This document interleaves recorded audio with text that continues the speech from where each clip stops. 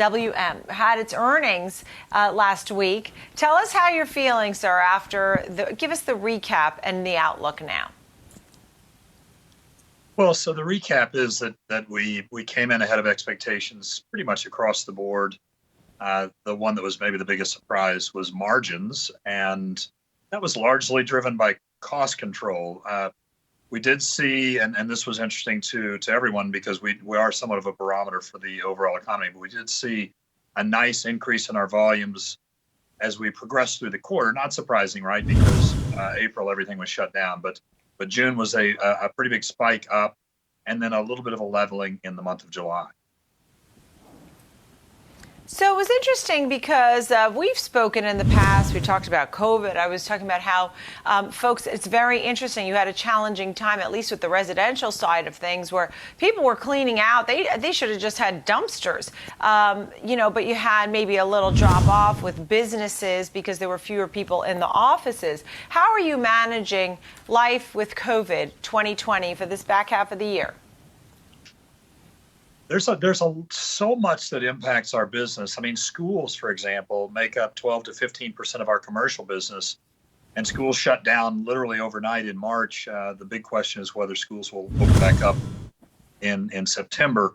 You're right about residential. Residential changed, and it's largely because office workers, for the most part, moved home, and so they're creating more trash and recycling at their homes, and that's not something we contemplated when we originally established those contracts. So we are having to go back to some municipalities and talk about recovering our increased costs.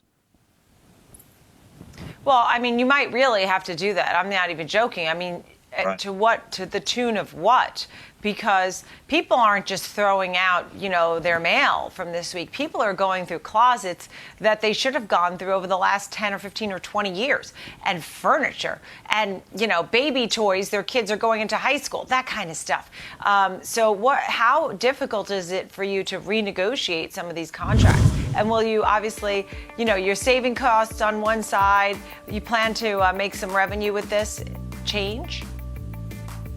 It's not easy to go back to a municipality. You can imagine that they're under pressure fiscally as well. But when they understand that our cost per unit, in other words, how much is going in each trash can, is increased in some cases by 10, 15, or even more percent, I think they understand that our cost structure we didn't expect that. We didn't expect to see a big increase to the tune of 10 to 20%. So while it's not easy to renegotiate mid-contract, I think they start to understand that this isn't something that we bargained for early on. So tell me about your forward-looking news for your company. I mean, obviously, everybody's sort of trying to move forward to 2021. How are you setting up for the year ahead? We're pretty optimistic about the year ahead. So much is unanswered at this point with respect to COVID and what does that mean for businesses, small businesses in particular, returning to their offices. A lot of them have. I've been traveling around the U.S. Haven't been able to leave the country yet, but Boston a couple of weeks ago, and Pittsburgh and Miami.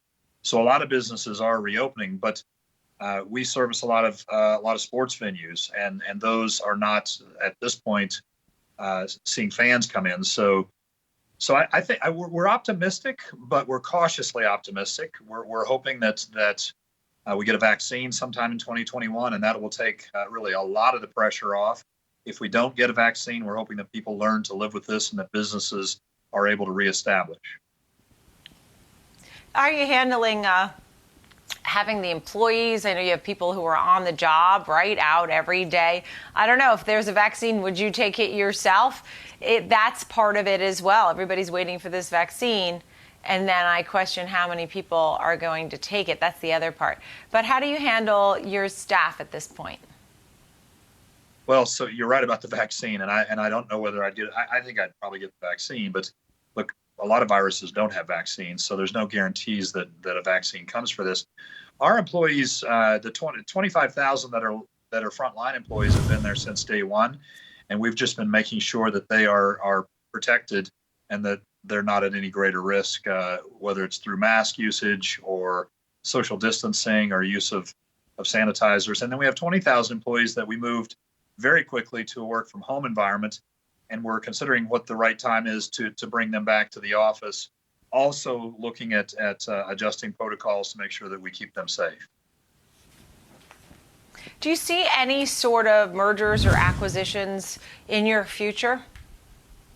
Well, we do see one, the big one that we've been working on now for about a year and 3 months, which is the advanced disposal acquisition, and we're hopeful that closes here in the near future. We've said in our recent filings that we expect it to close within the end of the third quarter.